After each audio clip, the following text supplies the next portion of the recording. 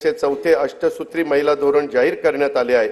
महिला व मुलींना सामाजिक, प्रशासकीय आणि राजकीय क्षेत्रात समान हक्क व दर्जा प्राप्त होण्यास करता पोषण आहार, स्वास्थ्य, शिक्षण, उद्योजकता तसेच कौशल्य विकास आणि रोजगारांसाठी विविध योजना प्रभावीपणे राबवण्यात येतील। मुलींचे जन्माचे स्वागत करणारी आणि तिला वय वर्ष 18 पर्यंत अर्थसहाय्य करणारी लेक लाडकी योजना, गर्भवती मातांचे आरोग्य व संस्थात्मक प्रसूतीकरता जननी सुरक्षा योजना, प्रधानमंत्री मातृवंदना योजना, बचत गटाच्या माध्यमातून ग्रामीण महिलांचे सक्षमीकरण, बस प्रवासामध्ये सवलत, महिलांच्यासाठी विशेष बस, घर खरेदीसाठी मुद्रांक शुल्कात सवलत, कौटुंबिक समस्याग्रस्त महिलांच्यासाठी शक्ती सदन योजना, नोकरी करणाऱ्या महिलांच्यासाठी व्यवसाय करातून सूट, महिला वसतिगृहे, महिला केंद्रित पर्यटन धोरण अशा विविध योजनांची प्रभावी अंमलबजावणी करण्यात येत आहे। स्त्री ही कुटुंबाचा आधार असते। आता ती एकूणच समाजाचाच केंद्रबिंदू होते आहे। कुटुंबाचं व्यवस्थापन आणि अर्थार्जन अशा दोन्ही आघाड्यांवर ती लढते आहे। एक हाती कुटुंब सांभाळणाऱ्या, कर्तबगार मुलं घडवणाऱ्या महिलाही आपल्याला पाहायला मिळतात। वेगवेगळ्या परीक्षांच्या निकालाच्या वेळी तर मुलींची आघाडी हा तर आता नियमित होऊ पाहतो आहे। अशा आपल्या कर्तृत्ववान माय भगिनींना संधीची कवाडे आणखी खुली करणे, त्यांना प्रोत्साहन देणे हे सरकार म्हणून आपले कर्तव्यच आहे।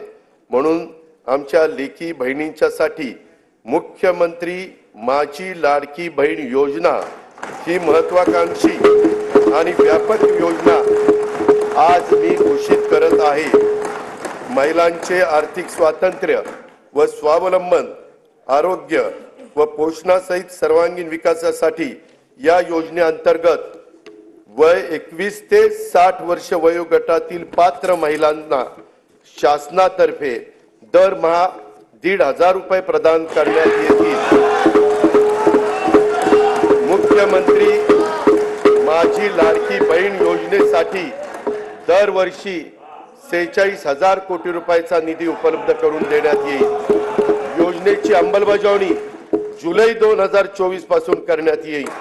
आपल्या शासनाने सन 2023-24 पासून लेक लाडकी ही योजना सुरू केली आहे। मुलींच्या जन्मापासून ती 18 वर्षाची होईपर्यंत तिला टप्प्याटप्प्याने एकूण 1,01,000 रुपये प्रदान करण्यात येतात।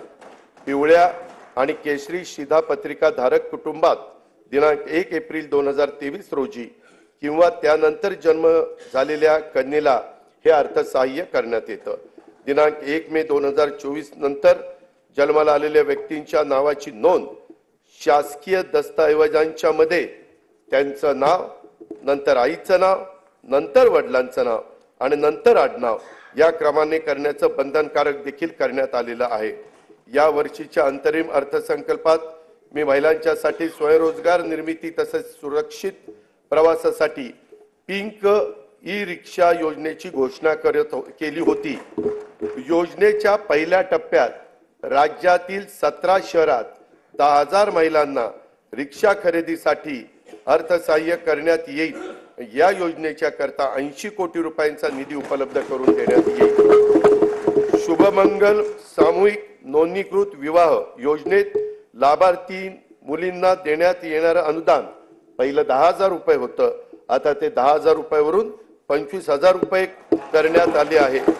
राज्यातील सर्व आरोग्य उपकेंद्रात स्तन, गर्भाशय, मुखाच्या कर्करोग तपासणीसाठी उपकरणे व साहित्य उपलब्ध करून देण्यात येईल। त्यासाठी 78 कोटी रुपये निधीची तरतूद करण्यात येईल। रुग्णांची विशेषतः आमच्या गरोदर माता व बालकांची आरोग्य संस्थेत मोफत ने-आण करण्यासाठी 3,324 रुग्णवाहिका कार्यरत आहेत। त्यातील जुन्या रुग्णवाहिकांच्या जागी नव्या रुग्णवाहिका उपलब्ध करून देण्यात येतील।